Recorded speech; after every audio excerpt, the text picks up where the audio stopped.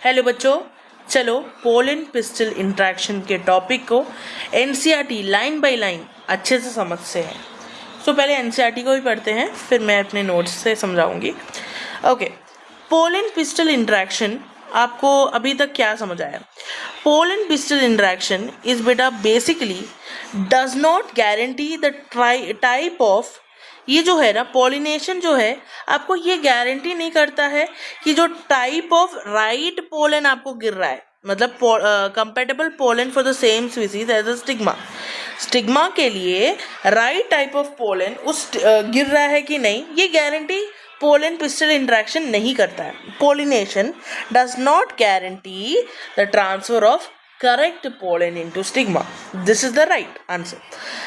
Pollen of wrong type, जो pollen है wrong type का, एदर फ्रॉम अदर स्पीसीज और फ्रॉम द सेम प्लांट। जो पोलन है बेटा रॉन्ग टाइप का, मतलब जो पोलन है ना बेटा रॉन्ग टाइप का पोलन या जो कि आया है कोई दूसरे स्पीसीज से या फिर सेम स्पीसीज से, उसे हम लोग क्या बोलते हैं? That is self incompatibility. Self incompatibility आपको मैंने पिछले क्लास में समझाया हुआ है ना।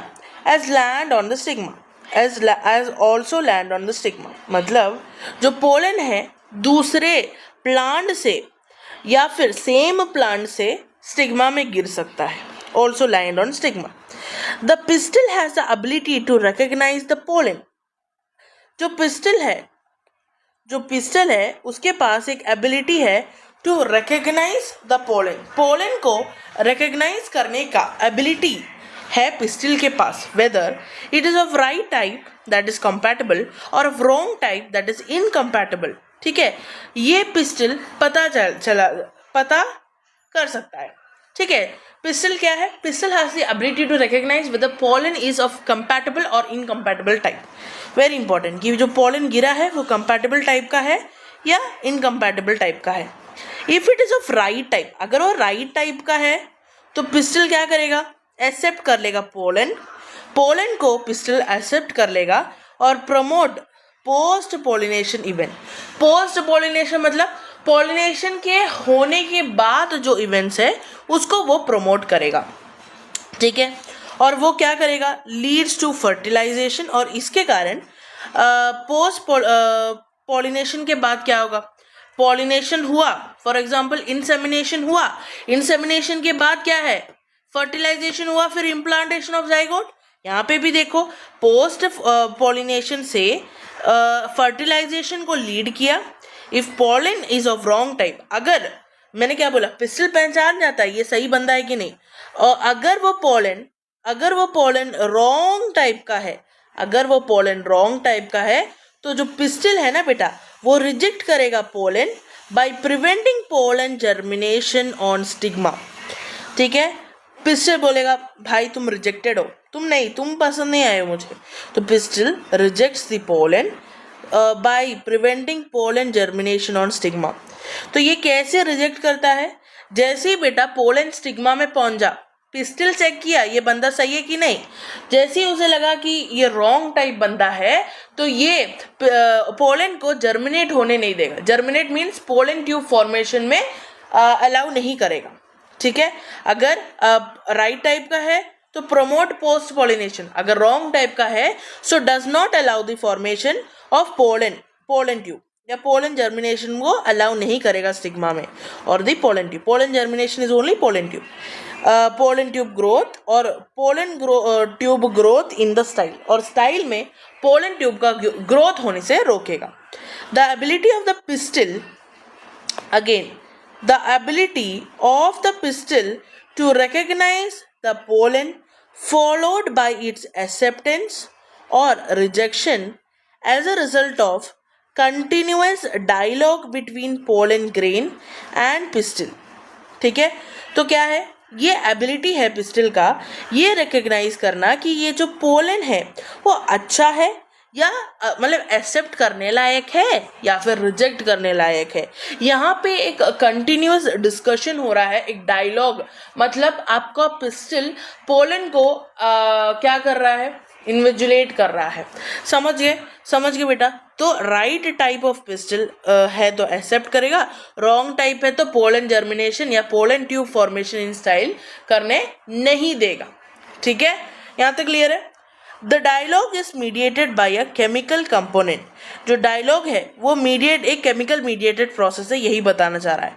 Is mediated by a chemical component, एक केमिकल से ये मीडिएट हो रहा है, मतलब ये प्रोसेस एक केमिकल के प्रेजेंस के कारण हो पा रहा है। Of pollen interacting with those of pistol, जो पोलन देखो पिस्टल से इंटरेक्ट कर रहा है, ये केमिकल मीडिएटेड प्रोसेस है। It is only in recent years that botanists have been to identify some of the pollen and pistil component and the interaction leading to recognition followed by acceptance and rejection। इसका मतलब क्या है बेटा? ये देखो, ये बोल रहे हैं कि जो बोटनिस्ट है, यार ये तो दिखेगा ही नहीं तुम्हें, रुको, जो बोटनिस्ट है हैव बीन ये क्या किए हैं ना, आइडेंटिफाई कर पाए हैं, have been able to identify कुछ पोलन पिस्टल कंपोनेंट्स को और उसके इंटरेक्शन से लीड होने वाले रिकग्निशन को, फॉलोड बाय एक्सेप्टेंस। और पहले क्या करेगा, ये पूरा लाइन पढ़कर तुम्हें ये समझ आ गया है, pollination does not guarantee the transfer of right type of pollen on stigma. This is very clear. अगर pollen of the wrong type either from other species या फिर सेम स्पीसीज से आ जाता है स्टिग्मा पे, तो पिस्टल क्या कर पाएगा, रिकग्नाइज कर पाएगा पोलन को। सो फर्स्ट स्टेप क्या है, रिकग्निशन का। फर्स्ट स्टेप है आपका रिकग्निशन का। तो pistil is able to recognize जो पोलन गिरा है वो सही गिरा है या गलत गिरा है। फिर उसके बाद अगर सही गिरा है, राइट टाइप का है, it will allow post fertilization event. But if the pollen is of wrong type, then it will do not allow pollen germination or pollen tube formation in the style. The ability of the pistil की ability कि वो recognize कर सके कि जो pollen है वो pollen को accept करे। देखो मैंने बार बार recognize करना, ability to recognize कि जो पोलन है वो उसे एक्सेप्ट करना है या रिजेक्ट करना है, is a result of continuous dialogue between pollen grain and pistil. The dialogue is a chemical mediated process where the pistil recognizes the pollen and identify whether it is of right or wrong type। Clear? मतलब accept करना है, reject करना है, पूरा clear है। अब उसके बाद following a compatible pollination the pollen grain germinates on stigma to produce pollen tube। मैं क्या बोली बेटा, जो पोलन ग्रेन है वो जर्मिनेट करता है स्टिग्मा में ताकि वो क्या प्रोड्यूस कर सके, पोलन ट्यूब को। मतलब कंपैटिबल पॉलिनेशन, मैं बार बार इसको कर रही हूँ। मैं क्या बोल रही हूँ, अगर वो कंपैटिबल पॉलिनेशन का है तो पोलन ग्रेन जर्मिनेट करेगा स्टिग्मा पे और क्या प्रोड्यूस करेगा, पोलन ट्यूब को प्रोड्यूस करेगा। ठीक है, through one of the germ pore पता है बेटा, एग्जाइन में डिसकंटिन्यूअस लेयर बनाए, उस लेयर से आपका पोलन ट्यूब का फॉर्मेशन होगा through one of the germ pore. ठीक है, यहाँ तक क्लियर है। अगर कंपैटिबल पॉलिनेशन है, अगर हमारा पिस्टल पोलन को एक्सेप्ट करता है तो क्या होगा, पोलन ट्यूब का फॉर्मेशन होगा या pollen germinates on stigma leading to the formation of pollen tube through one of the germ pore। ठीक है, अब उसके बाद the content of the pollen grain, जो pollen grain का content है वो मूव करेगा pollen tube में। नहीं समझ आया? ये इधर देखो, यहाँ पे ये गैप छोड़ा है, ये गैप दिख रहा है। अब ये जो कंटेंट है ना, ये दो कंटेंट, वो जब पोलन ट्यूब का फॉर्मेशन होगा ये कंटेंट इस तरफ आ जाएगा। That's it. ठीक है, अच्छा अब मैंने यहाँ पे कहाँ पे थी मैं, तो content of the pollen tube का ये जो कंटेंट है वो पोलन ग्रेन का कंटेंट पोलन ट्यूब में चला जाएगा। पोलन ग्रेन का कंटेंट कहाँ चला जाएगा? पोलन ट्यूब में चला जाएगा। क्लियर है? क्रिस्टल क्लियर है बच्चों? ओके अच्छा, फिर pollen tube grows through tissue of stigma and style and reaches to ovary. ये तुम जानते हो बचपन से, यहाँ पे मैंने भी लिखा है कि पोलन पहले स्टिग्मा पे आया, पोलन का जर्मिनेशन मतलब पोलन ट्यूब का फॉर्मेशन होगा, तो पोलन ट्यूब अराइज होगा स्टिग्मा में, और स्टिग्मा से ये पोलन ट्यूब पहुंचा स्टाइल में, ये पोलन ट्यूब फिर पहुंचा ओवरी में। अब यहाँ पे तो बेटा इतना क्लियर है। अब pollen tube grows through the tissue of the stigma and style and reaches to ovary. You would recall that some plants pollen grains are, तो बेटा जो कंटेंट है पोलन ग्रेन का वो मूव करेगा किसकी तरफ? पोलन ट्यूब की तरफ। ठीक है, अब पोलन ट्यूब ग्रो करेगा into the tissue of stigma and style and then it move into ovary, फिर वो ओवरी पे पहुंचेगा। यू वुड रिकॉल, तुम ये याद करो कि जब तुमने पढ़ा कि पोलन ग्रेन जो शेड करते हैं कुछ प्लांट्स में वो दो सेल कंडीशन में होता है, वो होता है वेजिटेटिव और जेनरेटिव सेल कंडीशन में। और उस प्लांट्स में जो जेनरेटिव सेल है ना बेटा वो डिवाइड कर जाता है दो मेल गैमेट में। ड्यूरिंग जब पोलन ट्यूब का फॉर्मेशन होना रहता है तब ये दो मेल गैमेट में बेटा डिवाइड कर जाते हैं। तो पोलन ट्यूब ग्रोस कहाँ पे? Grows to the tissue, pollen tube grows to the tissue of stigma and style and then reaches to the ovary. फिर उसके बाद पोलन ग्रेन शेड होते हैं दो सेल कंडीशन में, ये तो हम लोगों ने बेटा पढ़ लिया है। फिर उसके बाद उस कंडीशन में जो जेनरेटिव सेल है वो डिवाइड कर जाएगा और फॉर्म करेगा दो male gamete during the growth of pollen tube on the stigma. Stigma में जब ग्रोथ होगा ना पोलन ट्यूब का, तब ये जेनरेटिव सेल बेटा डिवाइड कर जाएगा और फॉर्म करेगा दो male gamete during the growth of pollen tube on stigma. Stigma में पोलन ट्यूब के ग्रोथ के कारण ये जेनरेटिव सेल जो है वो बेटा तुम्हारा डिवाइड कर जाएगा two male gamete in plants which shed. और वो प्लांट्स का क्या? वो प्लांट्स जो पोलन को शेड करते हैं 3 सेल्ड कंडीशन में, तब pollen tube carry the 2 male gamete from the beginning. तब पोलन ट्यूब जो है ना बेटा वो कैरी करते हैं 2 male gamete from the beginning. अभी तक जिनको नहीं समझ आया ये सुनो, जो पोलन ग्रेन 2 सेल स्टेज में बेटा शेड करते हैं वो उन प्लांट्स में जेनरेटिव सेल डिवाइड होता है 2 मेल गैमेट में जब वो स्टिग्मा में पहुंच गया है, और ग्रोथ के लिए पोलन ट्यूब के फॉर्मेशन के लिए क्या करता है? ये जेनरेटिव सेल डिवाइड करके 2 मेल गैमेट बनाता है। That's it. और उन प्लांट्स में जहां पे पॉलिनेशन 3 सेल स्टेज में होता है, 40% प्लांट्स मैंने बोला ना, उनमें pollen tube with 2 male gamete is there from the beginning से ही है। ठीक है, यहाँ पे फिर ब्रेक डाउन नहीं होगा या डिवीजन नहीं होगा, स्टार्टिंग से ही pollen tube with 2 male gamete from the beginning होगा। Pollen tube after reaching ovary, अब ये पोलन ट्यूब ओवरी में पहुंचने के बाद एंटर करता है ओव्यूल थ्रू द माइक्रोपाइल। अब सुनो, यहाँ पे भी लिखा है मैंने। अब जैसे ये पोलन ट्यूब कहाँ पहुंच गया? ओवरी में पहुंच गया ना, ओवरी में पहुंच गया, तब ये ओव्यूल बेटा एंटर करता है माइक्रोपाइल से। ठीक है, तो यहाँ पे सुनो कि जो पोलन ट्यूब है वो कैरी करता है 2 मेल गैमेट को from the beginning. Pollen tube reaches the ovary, ये पोलन ट्यूब रीच करता है कहाँ पे? ओवरी में। Pollen tube reaches the ovary, फिर ये एंटर करता है ओव्यूल में, enters the ovule pollen tube enters the ovule through micropyle. सुनो, पोलन ट्यूब को ओवरी के अंदर घुसने के लिए 3 तरीके हैं.